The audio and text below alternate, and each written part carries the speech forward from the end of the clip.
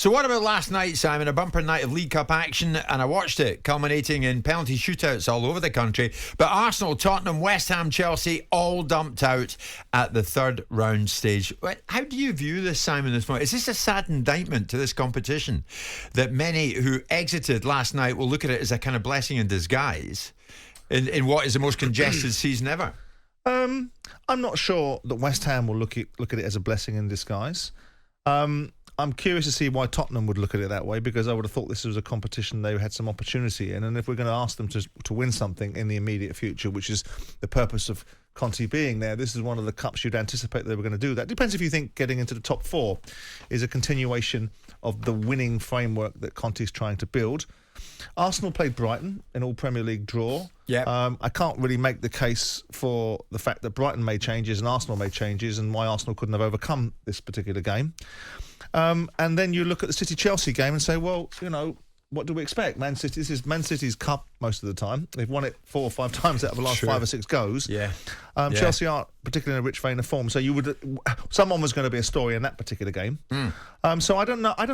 I mean, I think it's one of the blessings of the competition. Blackburn, overcoming West Ham. Blackburn are second in the league in the Championship. You expect these sort of scenarios. Isn't this what the cup's about? Well, yes. Rather than these guys seeing it as a blessing in disguise. I certainly don't think West Ham will see it as a blessing in disguise. No, I'm sure they won't. And some of the West Ham fan base will not be happy this morning. I also don't think it should be a narrative to advance the idea that, I read between the lines, and if you've got foreign managers, you have to understand there's an element of some of it gets lost in translation, and I keep getting that impressed upon me by Tottenham fans when I take Conte to task for some of his outbursts. Hang on a second, lost in translation. Yeah. I don't think Arsenal's squad is short, and it certainly isn't short in to go and lose a League Cup game, albeit against a decent Brighton side, but the Brighton side themselves made quite a few changes. Well, I tell you what, Simon, just on that, let's leap forward and talk about Arsenal. They made 10 changes and they struggled against Brighton. Fair to say they struggled. So outside the first 11, question marks, I would suggest, over the squad. And that's why Arteta highlighted that post-match.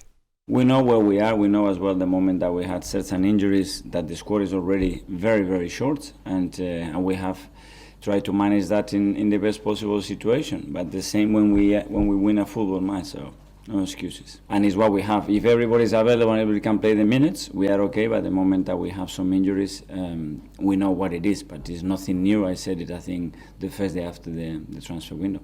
That's a window that is open, and I will have to discuss the options that we have, the capacity that we have to make those changes, and be on the market for any opportunity, because as well we don't know what's going to happen the last game in the World Cup, so it's a lot of options that are open. That was and that's true, because ultimately if they come back with injuries, they're going to need to make acquisitions. But compared to Manchester City, they're short. If they're serious about making a title bid, they're short. Yeah, but we've just been told that it cost Man City £1 billion to assemble that squad. Off you go then, Arsenal. I mean, the reality of it is I'm not going to make any excuses at the same time as I'm telling you that my squad is short. Look, there's enough quality in Arsenal's team. Brighton made changes. You got beat, and we will only hear. And of course, the challenge that I have is I want football managers to push the envelope. But because they don't know where ceilings are and they get carried away with themselves, they go from one extreme to the other. There'll now be the constant narrative that because he's got himself into a decent position, and the fans will be behind it and understand that he must have exactly what he wants when he wants it. Now, I like the pushing of the envelope, but I also like the balance to be struck. Because if we're going to ask him to compete with Man City, and Graeme Souness talked about it on Monday, very rarely in his time, and we've been told it's 107 years in football, has he ever seen a side that has had that level of quality, both on the bench and on the field at the same time. So when you swap somebody over, you're actually swapping it almost like for like. Now, if we're going to ask somebody to meet that expectation, then you're going to see what it costs. It's going to cost £1 billion. Sure. That's what it costs. Oh, yeah. Here's the thing, though. With so many high-profile exit this early on, there is a chance for somebody outside Manchester City to grab the nettle, go for it, and win the thing. There is. Brighton, did I say Newcastle? Yeah, absolutely. Would you like to go double or quits on the top 6 £1,000 bet? No. I've lost my appetite for that. I think that my sort of a bombastic approach, I'll have that bet. In fact, I'll make it £1,000, is looking like there's a potential egg on my face. So you're absolutely right. But Man City are in this competition, and Man City tend to be in this competition to win it or get very close to it. So I think, actually, given the nature of these draws, it's no surprise that we're seeing potential people getting knocked out of the cup that you might have thought would have their name in and around being on this cup. Specifically Tottenham, I am surprised, albeit I can understand it to some extent. I don't know about some of the comments afterwards at how tired Harry Kane was or wasn't. But I'm surprised that they went to Forest and got turned over. Well, Conte took Kane off after an hour, admitting that Harry was suffering from fatigue. What does that mean? Does it bode badly for Southgate? This is Conte. He was really, really tired. And yesterday we had a soft training session, and at one point he stopped himself to recover energy. But I repeat, it's okay. It's only fatigue, but it's normal because I replayed every game. But when you have a player like him, it's difficult, no, to decide that don't play with him.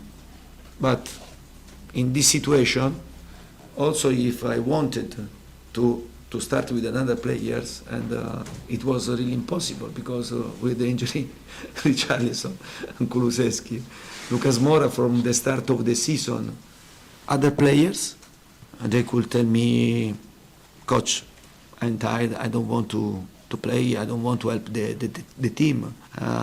Could be selfish to think to himself, to tell, oh, but in 1 week I have to play the World Cup, why I have to risk? Instead, Harry Kane showed to be a really good man. Mm-hmm. Sure he is. Did you understand that? No, the latter part of it, I don't know where it went. Is he saying that certain players didn't want to make themselves available because potentially it would put them in a situation where they might compromise themselves for the World Cup? Is that the point he was making by alluding to the fact that Harry Kane was prepared to make himself available? I think he's saying this squad were the opposite, and that Kane led the way in saying, I want to play. Okay. Get me in there. Okay. Richarlison's not fit. No, I mean, it was a valid point yesterday about Harry Kane. You know, it's so close to the squad announcement, so close to the plane flying out of here to Doha. Yeah. What is the point in starting him? Well, he did start him, and he did take him off, and he is tired. So no surprise there. It doesn't bode well going into a World Cup. But you can't. Okay, but you can't win then, can you? Because we constantly have to listen to how tired the players are when there is a summer tournament. Now we have a beginning of the season tournament, and they're tired too. A middle of the season tournament. Yeah. Well, I mean, we're a third of the way through the season. So let's be honest about it. The bulk of the season is yet to come. So it's at the beginning of the season as far as I'm concerned. And you look at it and say, okay, so now we're listening to yet again that players are tired. Okay, you know, Will Martin Keown in, he can tell us why they're tired and why they're not tired.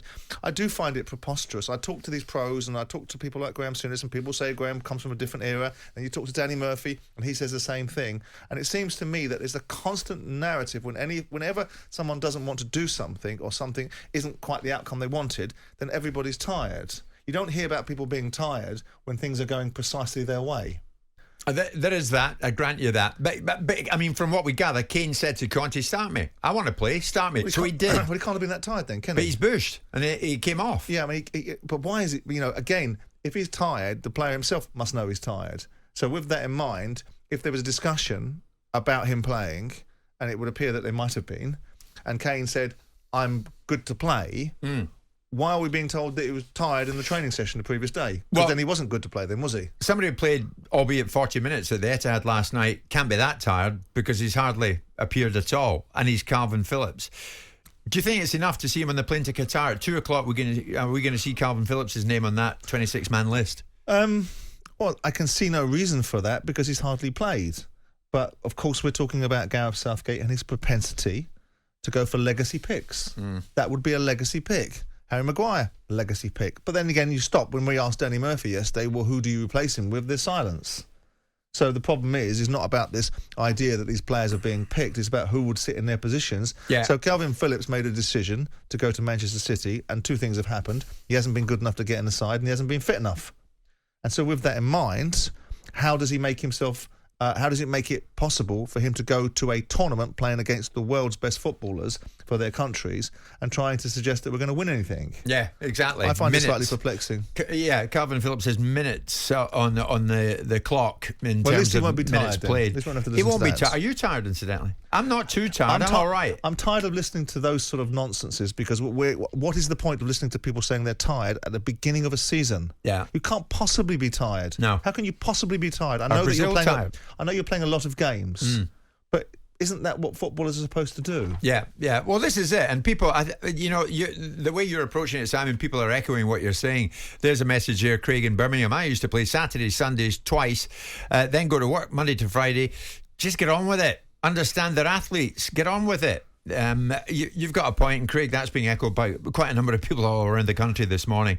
So from 1 o'clock today, Adrian Durham, who's not too tired, will host a special England squad programme. A little bit tiring. With the live announcement from Southgate expected at 2 o'clock, followed by analysis and reaction from you, the fans. Remember, all 64 games of this World Cup will be live on talkSPORT and talkSPORT 2, starting Sunday, November the 20th, Qatar, Ecuador. We're coming up to 20 past 10. Jim White and Simon Jordan. Monday to Friday mornings from 10 on AM, on DAB, via the talkSPORT app and on your smart speaker. talkSPORT.